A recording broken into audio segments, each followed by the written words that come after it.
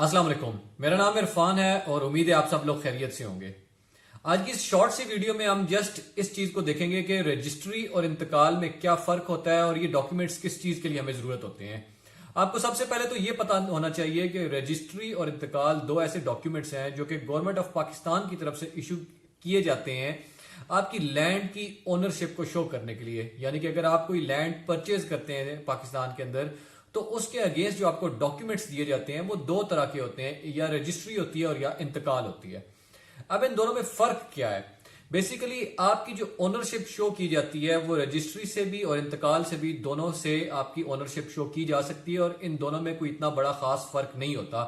लेकिन जो एक बुनियादी फर्क है वो मैं आपको बता देता हूं, फिर उसके जरिए आप ये भी ज्यादा बेहतर फैसला खुद कर सकते हैं कि दोनों में से बेहतर कौन सा है, रजिस्ट्री बेहतर है या इंतकाल बेहतर है।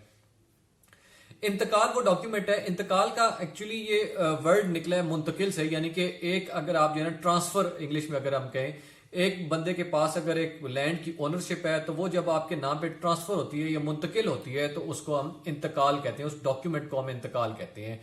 और ये डॉक्यूमेंट हमारे हासिल होता है सबसे पहले जिसकी ओनरशिप होती है लैंड की। बिलफर्ज अगर मेरे पास एक पीस ऑफ लैंड है और मैं अगर किसी को सेल आउट करना चाहता हूँ, बेचना चाहता हूँ, तो मैं क्या करूंगा, सबसे पहले आपकी जो कॉम्पिटेंट अथॉरिटी होती है, यानी कि हमारे यहाँ क्योंकि वो पटवार खाना होता है, पटवारी होता है, हम उसके पास जाते हैं और उसे अपना एक फर्द इशू करवाते हैं अपनी लैंड का। और ये फर्द एक्चुअली एक डॉक्यूमेंट होता है जो कि प्रूफ देता है कि ये जो लैंड एक बंदा बेच रहा है ये एक्चुअली लैंड इसके नाम पे है और ये इसका ओनर है। वो फर्द जब आपको मिल जाता है तो देन आप उसके बाद आप पटवार खाने से ही आप उसके लिए एक वो डॉक्यूमेंट दूसरा आप ले सकते हैं। यानी कि पहले उसके बाद आपको वो स्टैंप पेपर बनता है, स्टैंप पेपर के बाद आप वो डॉक्यूमेंट फर्द के अगेंस्ट आपको इंतकाल मुहैया किया जाता है। तो उसके बाद आपके नाम पे वो जमीन, यानी कि जो ओनरशिप न्यू ओनरशिप होती है वो आपके नाम पे मुंतकिल हो जाती है। इंतकाल के ऊपर आपका खसरा नंबर इशू होता है, यानी कि मेंशन होता है, यानी कि हाँ पाकिस्तान में जितनी भी जमीन है उसको डिफरेंट, जारी बात है, वो खसरों में डिवाइड किया जाता है, पोर्शन ऑफ लैंड में डिवाइड किया जाता है। और वो खसरा नंबर जो होता है वो स्पेसिफिकली एक एरिया का होता है और उस एरिया के अंदर जितने भी प्लॉट्स आ रहे होते हैं वो सारे उस खसरा नंबर के अंदर आ रहे होते हैं। तो इंतकाल के ऊपर आपका खसरा नंबर इशू मेंशन होता है। और जब वो आपको इसी जगह से एक वो प्लॉट खरीदते हैं तो वो आपके जब इंतकाल आपको मिलता है तो उसके ऊपर वो मेंशन होता है कि फलां खसरा नंबर के अंदर इस आदमी ने ये प्लॉट परचेज कर लिया है और ये अब इसका मालिक है, और उसी के अगेंस्ट आपको कब्जा भी मिल जाता है, यानी कि आप उसके लैंड के ओनर बन जाते हैं। ये होता है इंतकाल।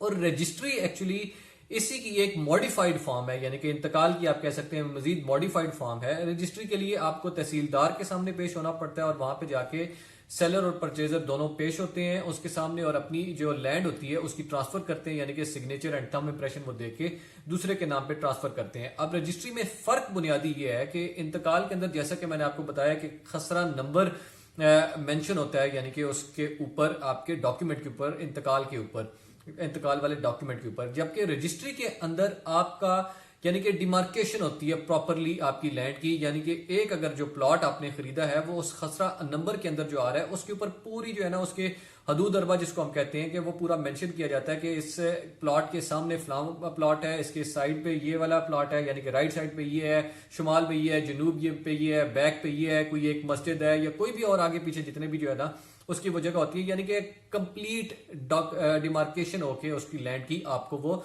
रजिस्ट्री मिल जाती है।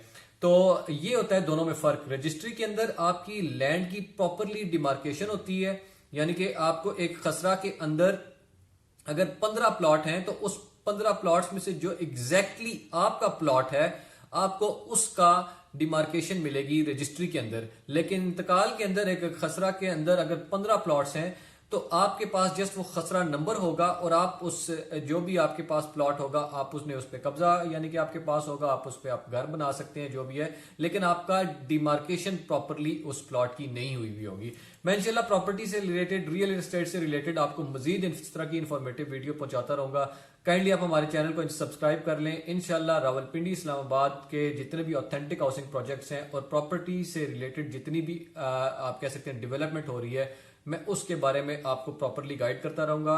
इंशाल्लाह मिलते हैं अपनी अगली वीडियो में। Thank you so much.